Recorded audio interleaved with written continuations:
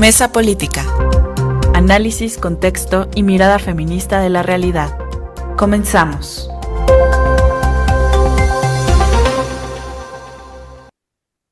Hola, ¿qué tal? Hola, ¿qué tal? Muy buenos días. Lunes 25 de mayo del 2026. Pues me da mucho gusto estar aquí nuevamente en una emisión más de Mesa Política. Yo soy Lucía Lagunes Huerta y agradezco como siempre a Lisbeth Ortiz que me haya sustituido en estos días de ausencia. Gracias, Liz, por estar aquí con nosotras y mantener pues esta mesa política. Recordarle a nuestra audiencia los números en cabina 5535084761 y también nuestras vías de contacto a través de las redes sociales en X, Facebook, nos puede encontrar como CIMAC Noticias y utilizando los dos hashtags que hemos creado para una comunicación directa con ustedes, pues uno es CIMAC Radio y el segundo Periodismo Feminista. Nos puede hacer llegar todos sus comentarios precisamente sobre los temas que en esta mesa política siempre se colocan y que son por supuesto de interés para todas y todos.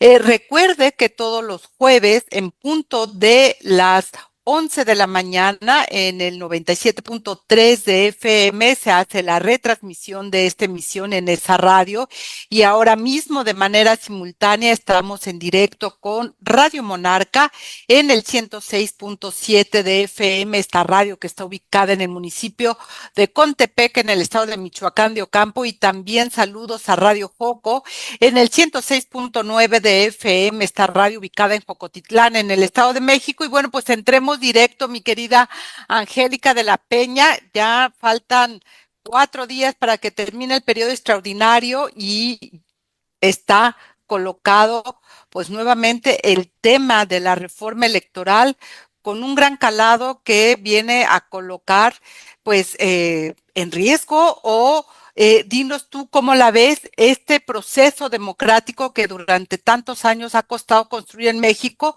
Tú, igual que Marta, igual que Imelda, son mujeres que han construido este proceso de autonomía de las instituciones electorales, etcétera, y ahora nos salen con una nueva reforma para este proceso electoral que arrancará el próximo 2027. ¿Cómo le estás leyendo, Angélica de la Peña? Bienvenida.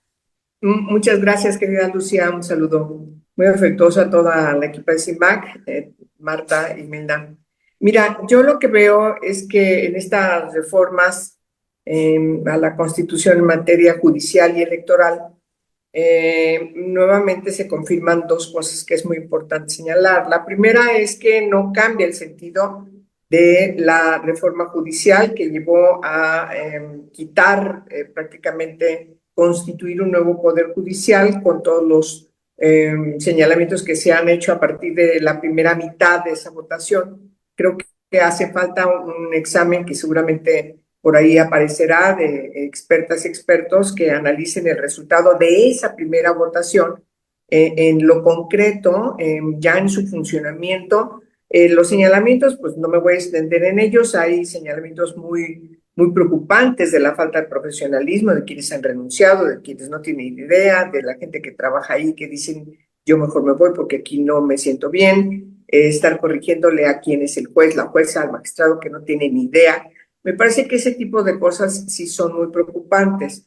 Y bueno, el uso del acordeón, todo el desastre, la poca votación que hubo. Y entonces la parte de la reforma, además con el señalamiento de que no puede hacerse, a partir, recordemos que el INE dijo, a ver, yo no tengo condiciones de hacer esa segunda parte junto con la votación constitucional en el 27.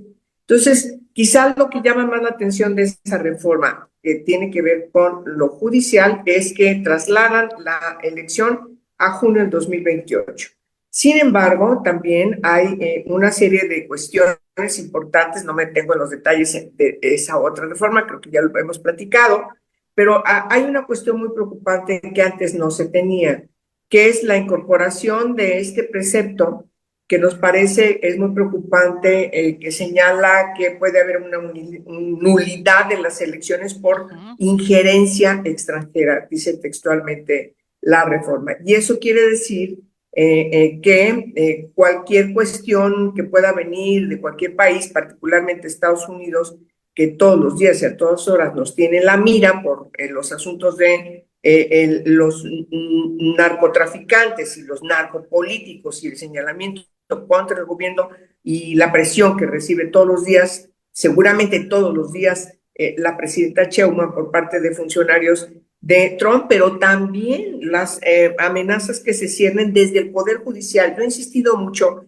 que diferenciemos con puntualidad las dos cuestiones, que no es lo mismo. Una cosa es la parte política, que sabemos cómo distingue el gobierno de Trump, los señalamientos públicos que hacen, las amenazas, etcétera. Y otra cosa es el funcionamiento del Poder Judicial en Estados Unidos, donde sí goza de una plena independencia.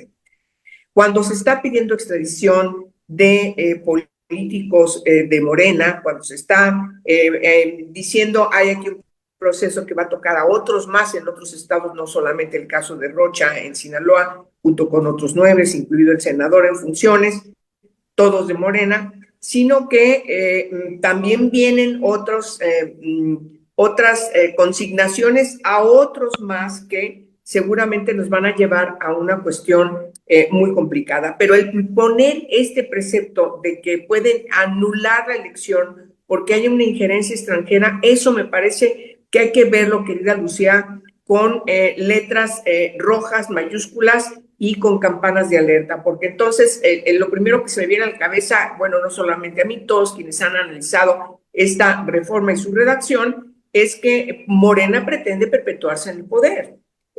Ya no lo hacen como lo hacía en los años de los 70 para atrás, en el caso todos estos años que gobernaba el PRI, tenía otros métodos, pero ahora utilizar este método desde la Constitución, no en la discrecionalidad de las presiones como antes se hacía, sino ahora expresamente señalar lo que dice esta reforma, me parece que ya no nos debe quedar dudas de hacia dónde nos quiere llevar Morena al país. Y eso es realmente preocupante y a todas y a todos nos debe llamar la atención a no quedarnos callados para evitar que el Congreso de la Unión, que está dominado por Morena y por sus aliados, con sus 2/3 partes que garantizan la votación de cualquier reforma constitucional, pues no se salgan con la suya al incluir este precepto en la Constitución, porque entonces si no nos debe quedar dudas a dónde pretende llevarnos Morena. Y déjame agregar una preocupación más, mi querida Marta Tagle, a lo que ya está planteando Angélica de la Peña, que tiene que ver este nuevo artículo que intentan incluir, que tiene que ver con los medios de comunicación precisamente y con el financiamiento extranjero que pudiera ser utilizado para, dicen, campañas de desinformación digital, manipulación mediática, presiones diplomáticas y cualquier acto que busque influir indebidamente en los resultados de las elecciones. Es decir, los medios de comunicación también están colocados en una tablita ahí de qué decimos, qué no decimos y cómo se puede interpretar esto de la intromisión extranjera que puede ser, que es muy ambigua y que se puede interpretar de cualquier manera, mi querida Marta Tagle. Sí, efectivamente, Lucía, qué gusto saludarlas, Imelda, Angélica, al equipo de CIMAC y a todas las personas que nos están escuchando en esta mesa política como cada lunes. Yo me gustaría, para responder a tu pregunta, Lucía, primero como contextualizar las dos iniciativas, porque son dos iniciativas de las que estamos hablando. Una que envió la Presidenta de la República, que efectivamente lo que busca es modificar temas relativos a la reforma Poder Judicial y este tema del comité que revisará los vínculos con la delincuencia organizada. Y del otro lado tenemos la iniciativa presentada por Ricardo Monreal, coordinador de los diputados de Morena, que busca meter este elemento de la injerencia extranjera en las elecciones como posibilidad de nulidad. Y antes de entrar al fondo de analizar el tema, me gustaría primero también como destacar algo que aunque es de forma, sin duda tiene que ver con el fondo que estamos planteando acá. La presidenta, ¿no? Presentó el plan A, el plan B, ¿no?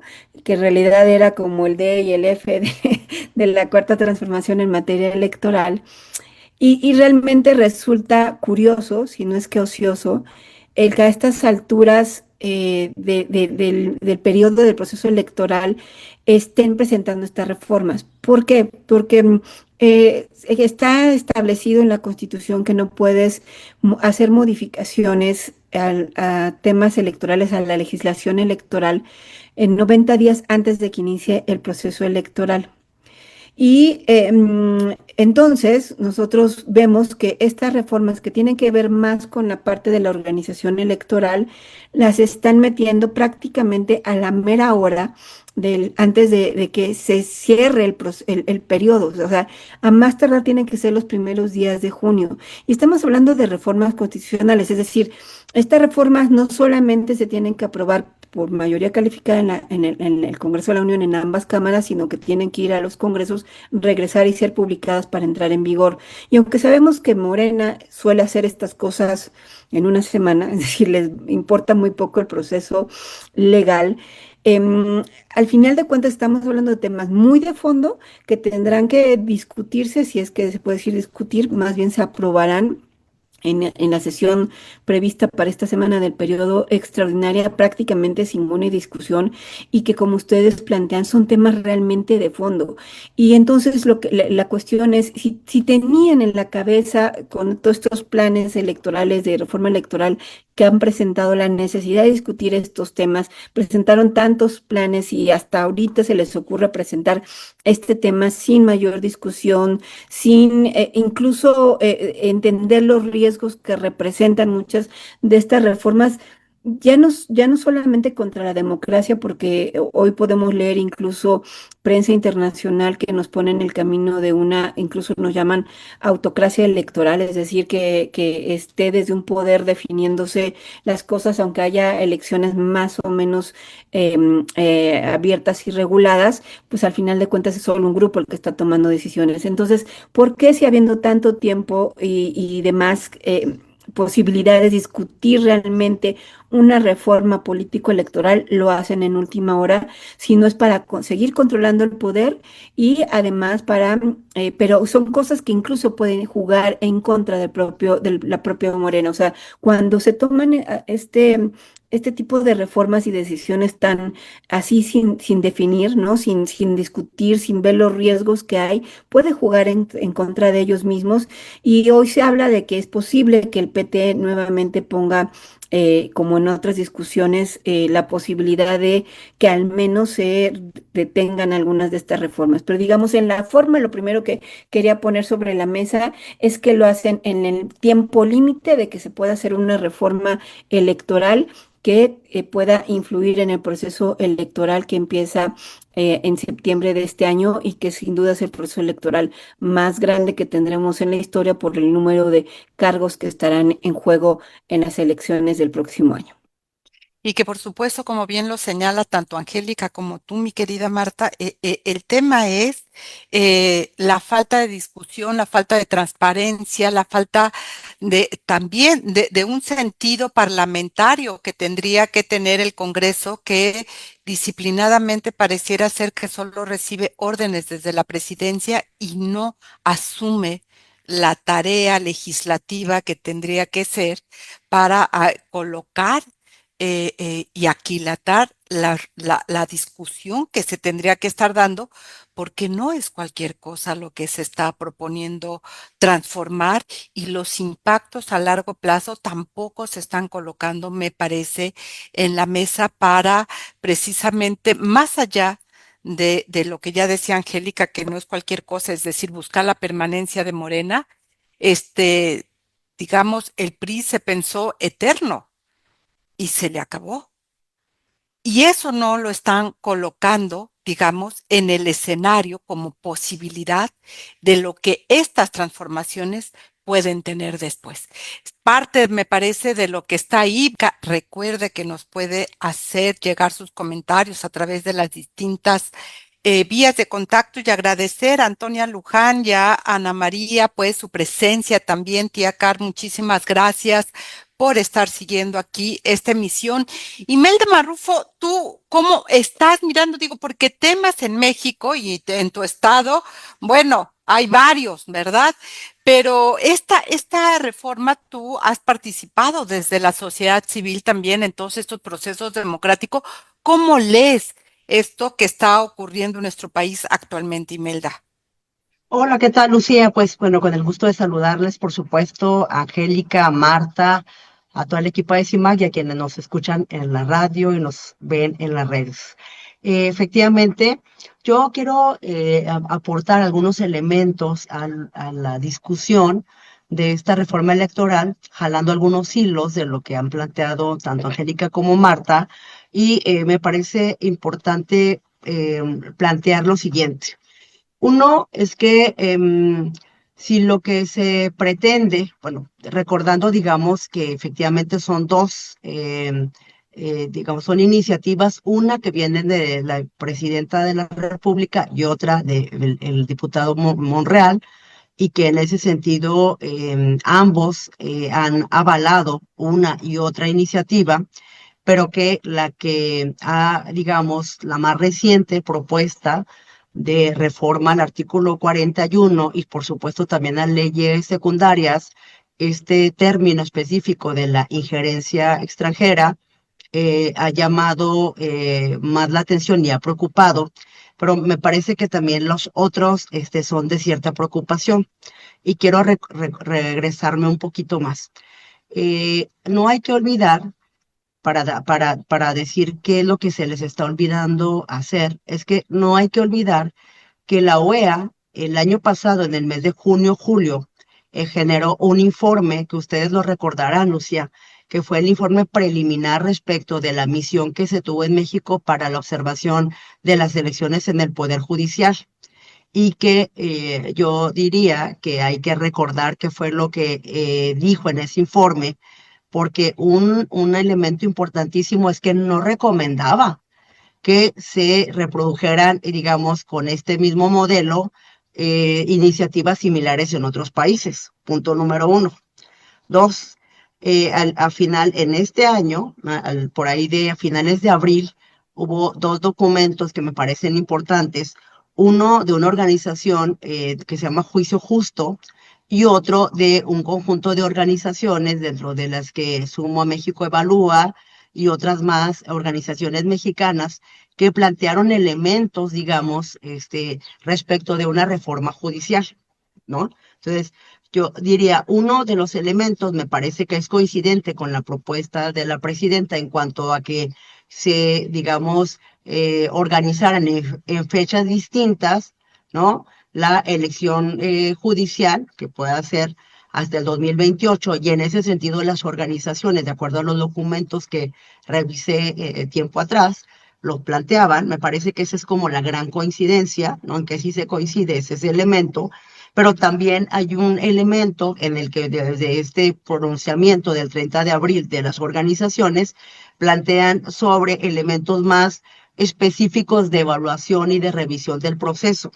Entonces, lo que encuentro yo es que, como Marta ya lo ha señalado, se pretende hacer y se tiene previsto para que se apruebe de manera inmediata, y a mí lo que me preocupa es que de nueva cuenta, sin que se retomen elementos que las organizaciones y que ya hemos planteado, Angélica, Marta, respecto del tema de los perfiles y los criterios.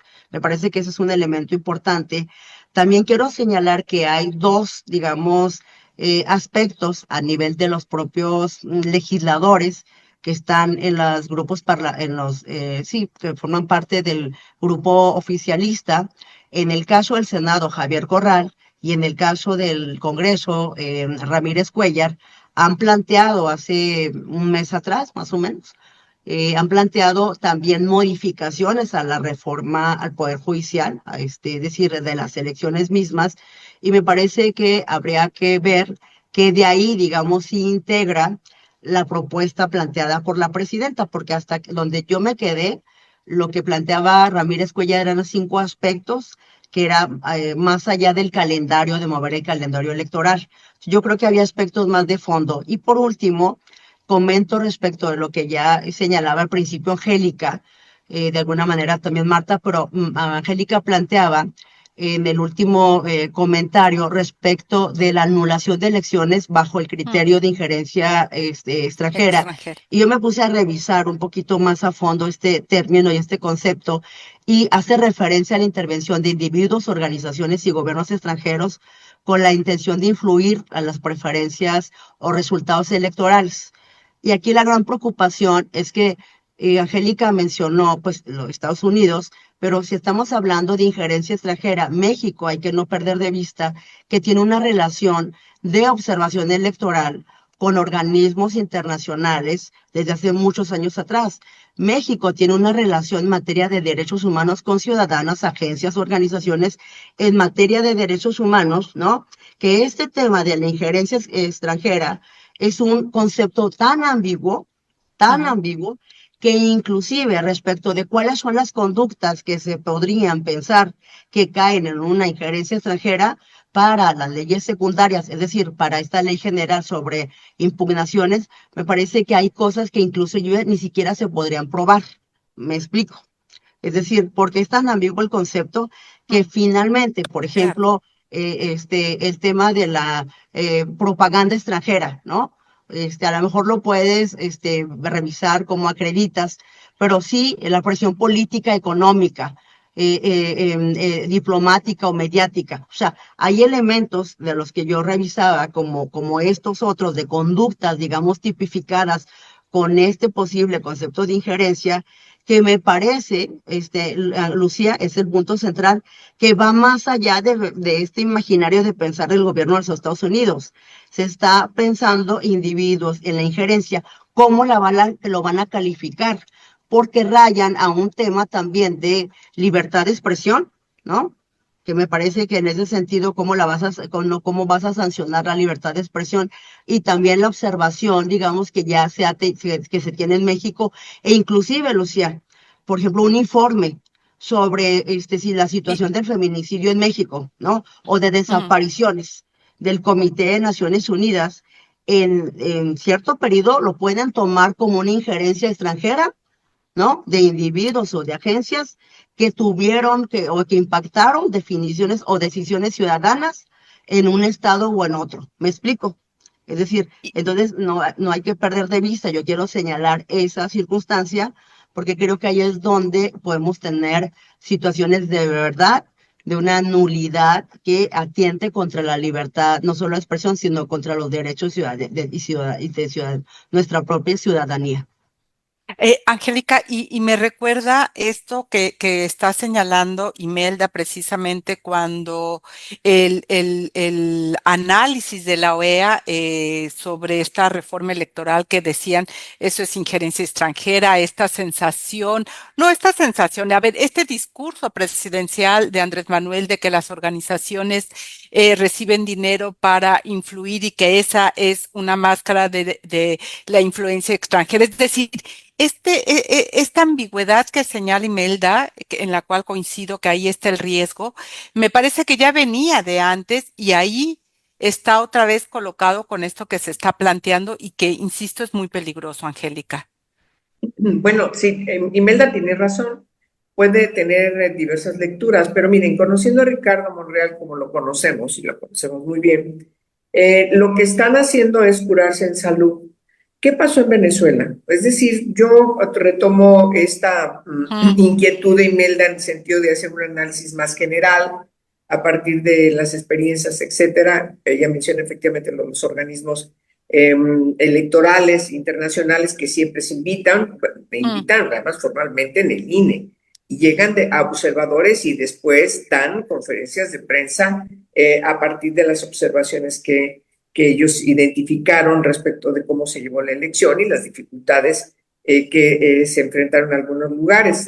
Además, digo, yo no sé, pero yo he sido observadora electoral varias veces en varios países y entonces siempre tienes esa libertad porque está escrito además en un pacto internacional, ¿sí? Sobre derechos civiles y políticos. Entonces, de manera que cuando llegan extranjeros a partir de una ruta oficial, ¿sí? Una invitación oficial que siempre, en el caso de elecciones, siempre está regida por acuerdos del INE.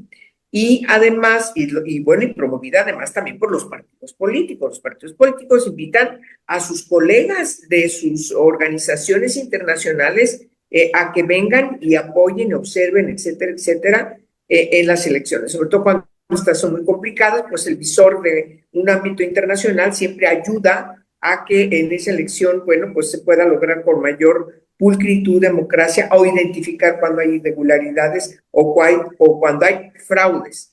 Y en el caso de Venezuela, en la última elección, me parece que es muy importante señalar, incluso antes, pero particularmente la última elección, con Edmundo y con María Corina al frente, con la unidad de toda la oposición, qué sé yo, parte de lo que le acusaban desde las organizaciones de Maduro era precisamente este concepto de injerencia extranjera. Y eso puede pasar porque además en este mundo global, pues las elecciones y los movimientos políticos de todas las tendencias políticas, pues cada vez son también más globales. Entonces tú pones una ley en la Constitución, un precepto de este tipo, viniendo de quien viene, enfrentando la situación política que estamos enfrentando en México, lo que pretende reiteradamente nos lo muestra Morena al reformar la Constitución, usando su mayoría calificada para, en los hechos, concretar un nuevo régimen político. No se nos olvide eso. No se convoca a un Congreso Constituyente, se convoca a todas las senadoras y senadores, diputadas, diputados que están alineados en 2/3 partes bajo la batuta de la presidenta para reformar la Constitución a modo y constituir un nuevo régimen. El Poder Judicial ahora, por eso yo no estoy de acuerdo ni siquiera en hacer un análisis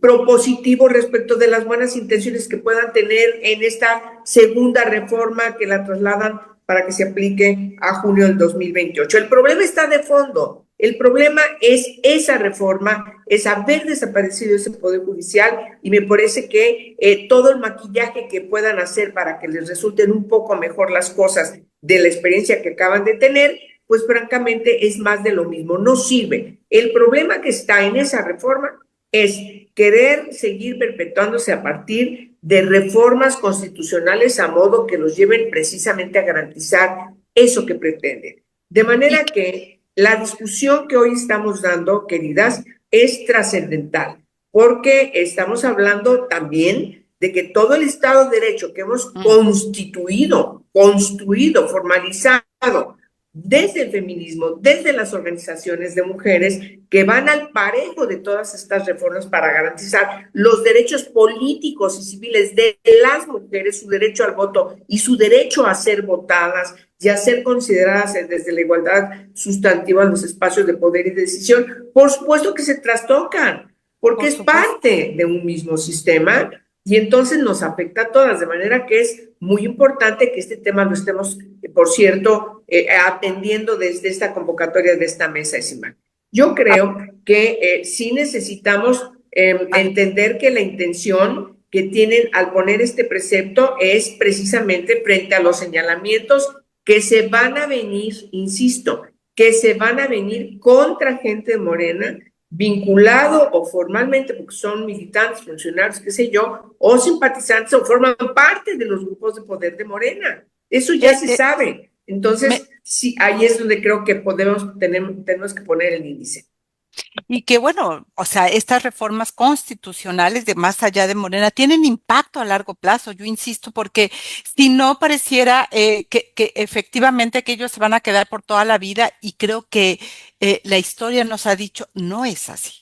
Y el tema es precisamente cómo debilitan, cómo vulneran la construcción democrática en esta nuestro régimen, este nuevo régimen que tú planteas, Angélica. Marta Tagle, recuperamos tu voz. Marta Tagle, algo que a mí realmente me preocupa es la pasividad del Congreso ante temas tan relevantes. Entiendo que puedan estar en el mismo partido, lo que no entiendo es cómo abandonan su tarea legislativa, que eso tendría que estar. Ustedes, tanto Angélica como tú, han sido legisladoras y han asumido esas legislaturas, a veces aún en contra como de una lógica de partido que había que mantener disciplinada.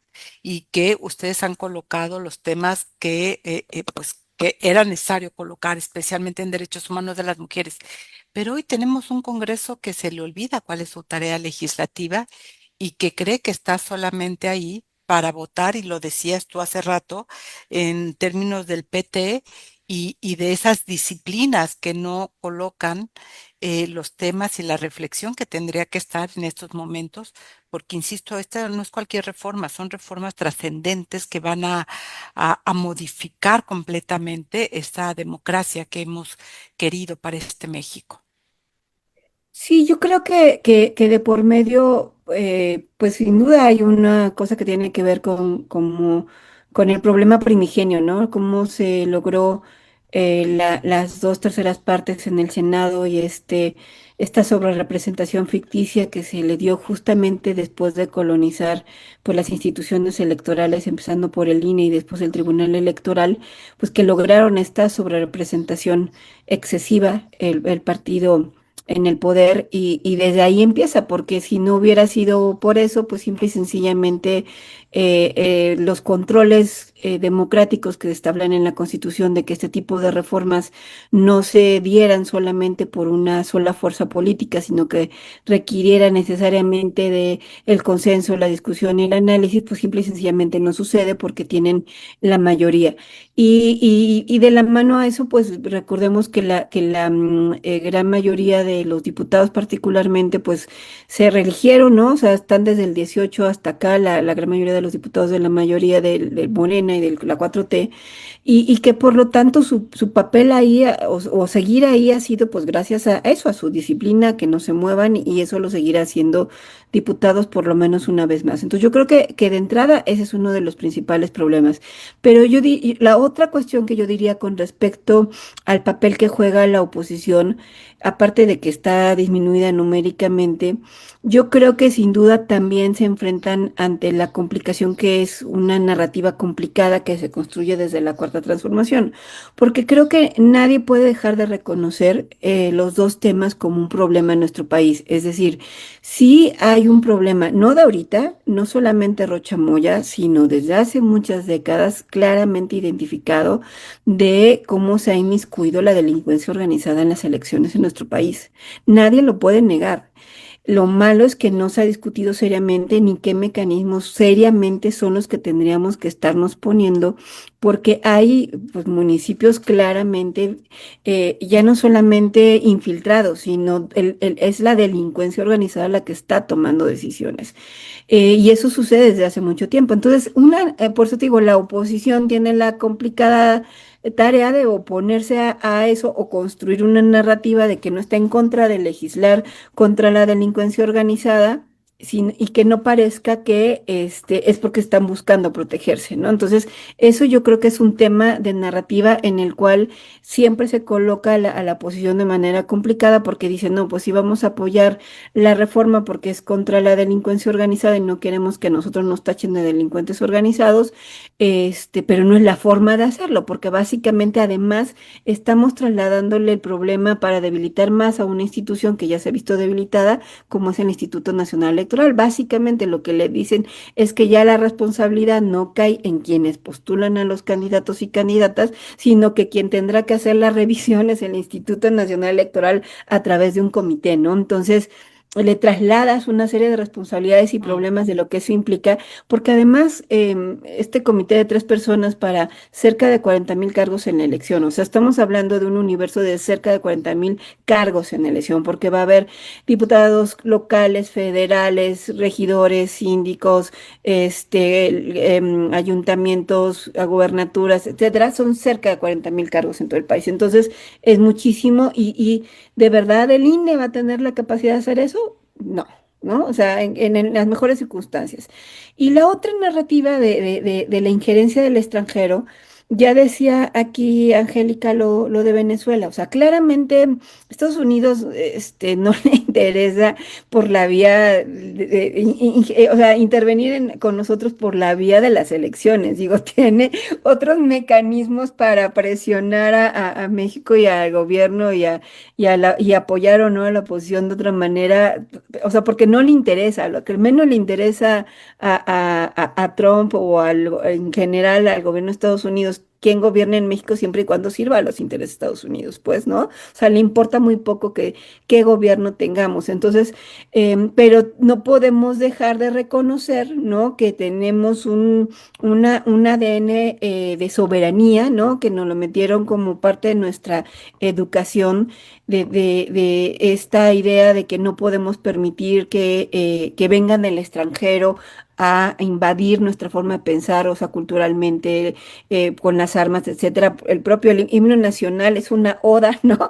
Contra el enemigo, de que no puede entrar ningún enemigo y un soldado en cada hijo te dio. O sea, tenemos esa cultura, ¿no? Entonces, por eso yo también digo, la oposición tiene una narrativa difícil en ese sentido y por eso, digamos, tiene cierto eco lo que está sucediendo en Chihuahua con Maru Campos, porque sí efectivamente tenemos claramente identificado el enemigo como cultura mexicana. Y Mm. entonces ponerte en una narrativa contraria a eso le pone a la oposición un terreno difícil, porque frente a eso, pues hay que decir, a ver, no estamos en contra, o sea, sí estaría mal que hubiera injerencia extranjera, pero ¿cómo se debería de delimitar esto? Y esa es la discusión que nos está dando por irse por figuras fáciles y además por no solamente figuras fáciles, sino muy peligrosas. O sea, anular una elección es con esta figura tan vaga, ¿no?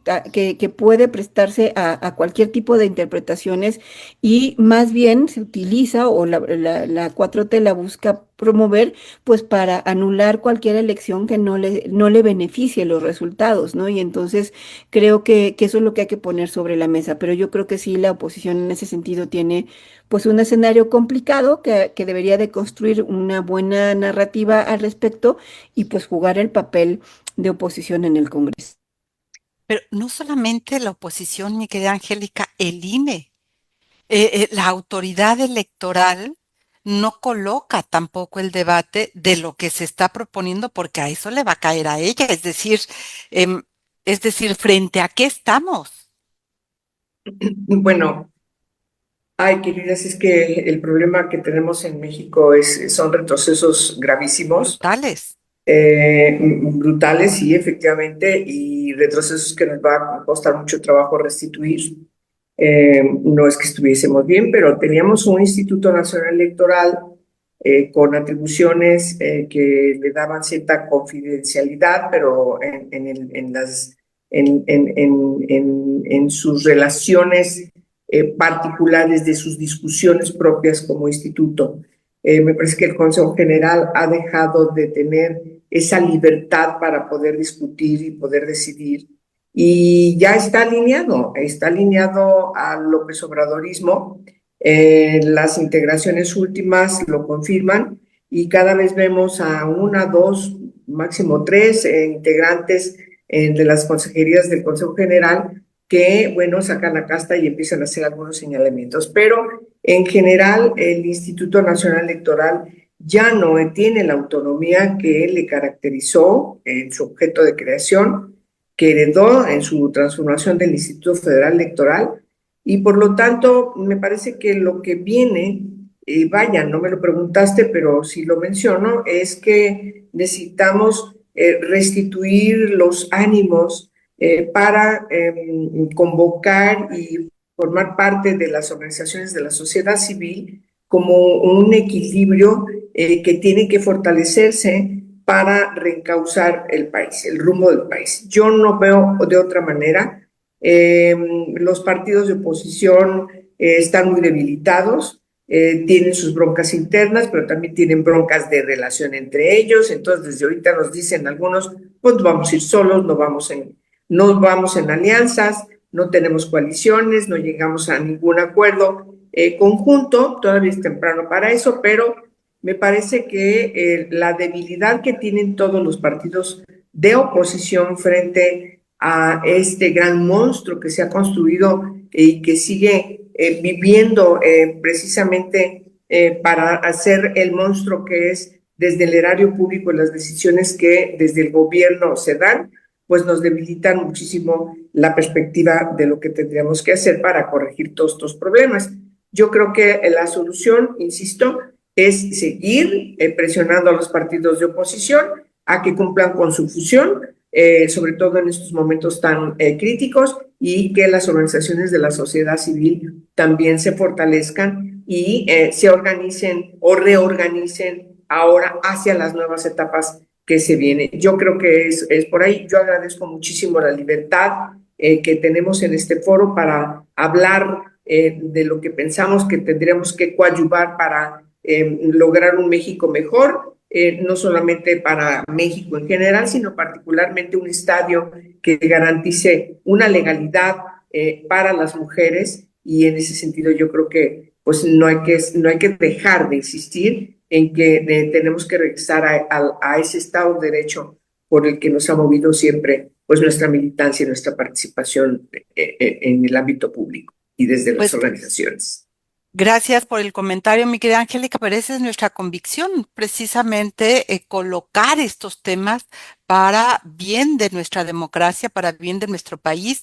Imelda Marrufo, ya que Angélica coloca este tema de restituir los ánimos, de fortalecer la sociedad civil ahora que regresemos del corte, te pediría, ¿cómo hacemos eso a las 3? Para que podamos ir pensando cómo vamos a restituir esa fortaleza, ese ánimo de la sociedad civil para recuperar lo que tengamos que recuperar de este país. Mi querida Imelda, aceptemos esta convocatoria que hace Angélica de restituir los ánimos, de fortalecer a la sociedad civil. ¿Cómo la ves? Porque este es un gran tema, que en varias partes, no solo en México, se está discutiendo cómo volvemos a sembrar la esperanza en todos lados, porque eso es más que necesario hoy en día, mi querida Imelda. Sí, por supuesto, Lucía. Fíjate que escuchando a Marta y Angélica, es que me parece que no nos vamos a cansar de señalar cuáles son los problemas o la situación y el contexto originario que nos coloca en la situación que hoy estamos discutiendo y debatiendo sobre esta reforma electoral en materia, digamos, también judicial, ¿no? Que es esta sobrerepresentación ficticia y la manera en que se definió hacer la reforma al Poder Judicial desde el año pasado ya aprobada. Yo creo que ese es un punto de partida. Me parece importante recalcarlo y no cansarnos de señalarlo. También creo que sí es importante que con esto que hoy tenemos, es decir, esta manera en la que se toman las definiciones y decisiones, por ejemplo, me enfoco en el ámbito del Poder Judicial, sí veo que es necesario o importante el estar señalando desde la sociedad civil los grandes vacíos y el presionar e insistir sobre lo que sí se tiene que modificar. Yo creo que sí sirve, y sí sirve hacerlo, porque quienes están hoy juzgando, Lucía, en relación con órdenes de protección, con sentencias sobre feminicidio, ¿no? ¿Quiénes son aquellas personas que hoy conocen sobre la situación de una gran cantidad de delitos que se cometen contra las mujeres? ¿Quiénes son esos juzgadoras, esos juzgadores? Hace unas cuantas semanas atrás, un juez de Parral dejó en libertad a un sujeto porque cambió, digamos, el tipo penal, que era homicidio, no era feminicidio, ¿no? Y el señalamiento fue sobre, digamos, la juzgadora, no sobre este juez. Afortunadamente se le, digamos, destituyó, bueno, está en ese proceso. Entonces yo planteo que efectivamente el hecho de que señalemos el tema de las capacidades y el tipo de elección de juezas y jueces y de magistrados y de todo ese tipo de funcionariado, es importante que lo hagamos, así como los controles que hay para ese tipo de definiciones, porque me parece que tampoco nos tendríamos, yo digo, que cansar, y al menos yo no me canso de hacer esos señalamientos, que me parecen claves, Lucía, para poder corregir el rumbo, sobre todo ante la situación que nos encontramos en los estados. Por ello, hace no mucho tuvimos un diálogo, por ejemplo, con la magistrada presidenta del Poder Judicial de Chihuahua, y hace poco con la presidenta, digamos, de la órgano de administración del Poder Judicial, en el que efectivamente colocamos esta manera en la que se define o qué criterios se toman para colocar a jueces y jueces en ciertas comisiones que se han generado. ¿Me explico? Por ejemplo, tenemos un tribunal especializado en violencia de género en Chihuahua, y la manera en que se define o se crea, digamos, este grupo de juzgadoras y juzgadores no puede ser a libre albedrío y por ocurrencia, sino a través de procesos. Entonces yo creo que esta manera en la que sigamos insistiendo, pues a mí me parece importantísimo que es un elemento, aunque sean pasos pequeños, Lucía, y yo, No, porque claro. sigo no en la ingenuidad y demás, que aunque sean pasos pequeños, pero me parece que en cuanto a sentencias, en cuanto a definiciones específicas, en ciertos espacios son de gran importancia y relevancia. Entonces, creo que, bueno, yo reconocer el espacio que efectivamente tú colocas en esta mañana, y por supuesto seguir debatiendo y no quitar el dedo del renglón, me parece que es un tema de fortalecimiento también desde los espacios desde la ciudadanía, Lucía. Animar la reflexión, Marta Tagle, ¿cómo recuperamos, cómo restituimos estos ánimos? Sí, o sea, me parece muy importante lo que señala la querida Imelda, porque pues al final de cuentas, cuando tú me preguntabas hace un rato, ¿no? Acerca del papel del Congreso, uno dice, bueno, pues ¿qué más da, no? Que haya un Congreso que funciona como oficialía de partes, pero cuando tú analizas lo que nos dice Imelda, estas reformas tienen un impacto en la vida de las personas. O Claro. sea, el asunto del poder judicial, que digamos ahorita medio hacen un reconocimiento de que está mal hecho, pero siguen sin corregirlo a fondo. O sea, porque todo mundo les dijimos, la reforma al poder judicial está mal. Y además vinieron los organismos internacionales como este grupo de observadores de la OEA, ¿no? Y lo hicieron en un informe y dijeron, está mal y hicieron recomendaciones de lo que se debería cambiar y digamos que vienen a reconocer una parte de lo que hicieron mal con esta reforma. No la van a decir abiertamente, pero esta reforma tácitamente implica un reconocimiento de ese proceso mal hecho, ¿no? Pero digamos que lo que medio buscan resolver es la parte procesal, es decir, de la elección, de que te cueste menos trabajo elegir candidatos, de que no vuelva a haber salas en la corte, algo que les habíamos dicho que estaba mal que los desaparecieran, en fin. Pero el fondo, que es que el poder judicial sirva para que realmente las personas puedan acceder a la justicia, eso no está ahí.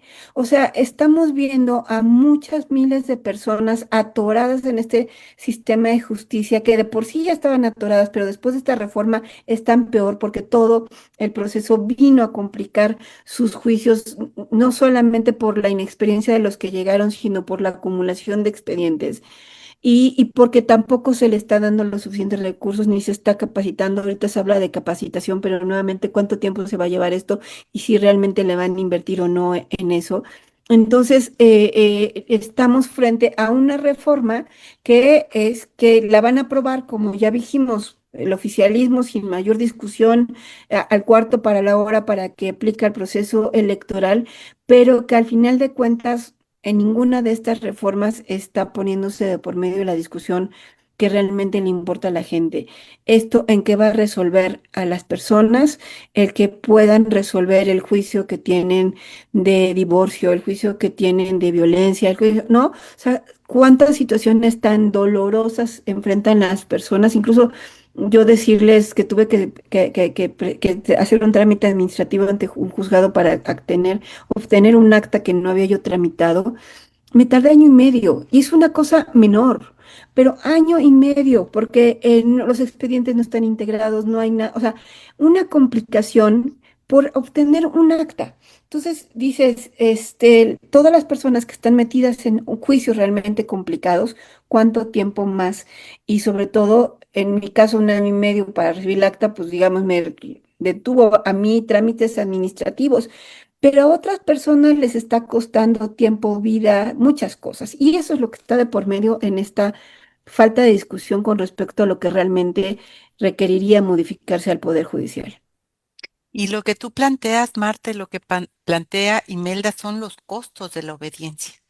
Porque esa obediencia, mi querida Angélica, que está en el Congreso, que está en el INE, que está en las instituciones que se fueron creando con el objetivo de fortalecer, de crear una democracia, de fortalecer, de que la ciudadanía tuviera confianza en los procesos electorales, que se apeló a un sistema judicial, no ahora, de hace tiempo, de que algo había que hacer, porque este es un proceso largo lo que se ha ido haciendo, pues hoy se tiene aquí estos costos de la obediencia, de la militancia, de la ceguera que colocan, pues Morena, y en términos de sí, señor, y me recuerdo mucho la frase del 90% de disciplina y 10% de efectividad. No me acuerdo exactamente cómo lo dice Cheret, pero que es en ese sentido, ¿no? Lealtad, 90% de lealtad y 10% de eficacia. Y aquí están los costos, los acaba de decir Marta Imelda y tú misma, mi querida Angélica de la Peña. Pues mira, sí, cuando, bueno, no soy política, cuando te plantea López Obrador un nuevo sistema que denomina la Cuarta Transformación, pone claramente un límite respecto de que a partir de él, a partir del obradorismo, se inicia otra cosa mariposa. Todo lo anterior es neoliberal, todo lo anterior no sirve, todo lo anterior hay que desaparecerlo. Y hoy la presidenta Claudia Sheinbaum, con sus 2/3 partes, que ya hemos discutido cómo las obtuvo, en el Congreso de la Unión, está concretando todas las reformas estructurales que no pudo concretar López Obrador porque no tenía el control de 2/3 partes en el Congreso de la Unión. Entonces, el problema que tenemos, insisto, es que hay regímenes que llegan a la autocracia, a la dictadura, a través de las propias elecciones. Y en México es una clara muestra de que así es, así vamos por esa ruta de una democracia no efectiva, sino una democracia formalizada en una ley que están corrigiendo siempre para ponerla a modo, pero sobre todo porque están cooptando a quienes están en esas instituciones para que trabajen y garanticen lo que pretenden a modo, siempre con ese objetivo de lograr la cuarta transformación. Estamos frente a un régimen totalmente distinto a lo que habíamos construido, porque no hay absolutamente ningún interés respecto de lo anterior, aunque fuera justo. En el Poder Judicial, en la justicia en México, siempre hubo señalamientos durante muchísimos años de que México era un país atrasado en el acceso a la justicia. Y entonces, después de muchos procesos de discusiones, de presiones y finalmente acuerdos, también con quienes entonces dirigían el país, se logra concretar una reforma en 2008, ¿sí? Para transitar de un sistema inquisitorio a un sistema garantista, con un debido proceso legal, etcétera, y se da una vacatio legis de 8 años. Yo lo conozco muy bien porque yo impulsé el caso de la justicia para adolescentes en conflicto con la ley penal, que también está inscrita en el mismo sistema garantista, y lo pude lograr antes, en el 18 constitucional. Entonces, todas estas reformas para lograr una justicia garantista, con juicios orales, con una formación más escrupulosa respecto del servicio profesional de carrera, no se puede sustituir con cursitos como están pretendiendo hacerlo, ¿sí? Por eso les digo que lo que tenemos que hacer es seguir insistiendo en orientar a la gente, en restituir la democracia a partir de que la gente entienda que la prebenda que recibe mes con mes que al rato se les va a quitar porque el crecimiento económico del país también está en crisis, ojo, Claro. y entonces van a ir sobre las reservas del Banco de México. Bueno, ya no sigo con ese tema, pero sí estamos ante una situación muy grave. Y por desgracia, quienes piensan, yo a veces también así lo escribo, espero que la presidenta pueda entender, no, forman parte de lo mismo, son el mismo grupo y tienen claramente una perspectiva a partir de lo que llaman como cuarta transformación. El problema son los que están uniéndose, como el Verde, lo digo de manera clara. Los aliados y los disciplinados que permiten que eso ocurra, mi querida Angélica. Con prebendas, querida Lucía, están con prebendas y entonces están facilitando este cambio nefasto hacia un retroceso gravísimo. Y los costos de esa obediencia, los costos de esa imposición que se está haciendo, los vamos a empezar a vivir muy pronto, ni crean que mucho tiempo después, precisamente.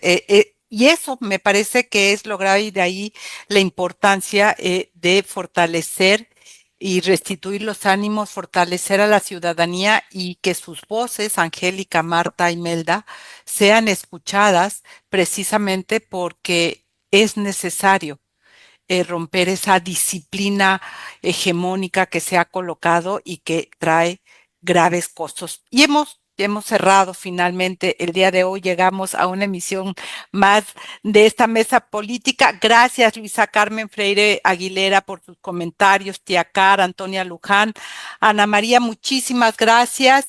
Y bueno, pues nos despedimos y recordar que esta producción corrió a cargo de Yasmín Hernández y Georgina Monroy. Yo soy Lucía Lagunes Huerta y nos escuchamos el próximo lunes en punto de las 10 de la mañana en una emisión más de Mesa Política. Comparta con sus conocidas, con sus conocidos en las redes sociales lo que en esta mesa se está diciendo que es muy trascendente. Les recuerdo y que escuche precisamente la retransmisión todos los jueves a las 11 de la mañana a través de la frecuencia del 97.3 en esa radio, y también agradecemos hoy esta suma de esfuerzos a través de la transmisión simultánea en Radio Monarca en el 106.7 de FM, esta radio que está ubicada en el municipio de Contepec, en el estado de Michoacán de Ocampo, y también gracias a Radio Joco en el 106.9 que está ubicada en Jocotitlán, Estado de México. Tenga excelente semana y nos vemos y escuchamos el próximo lunes aquí en Mesa Política. Hasta pronto. Esto fue Mesa Política. Gracias por escuchar. Hasta la próxima.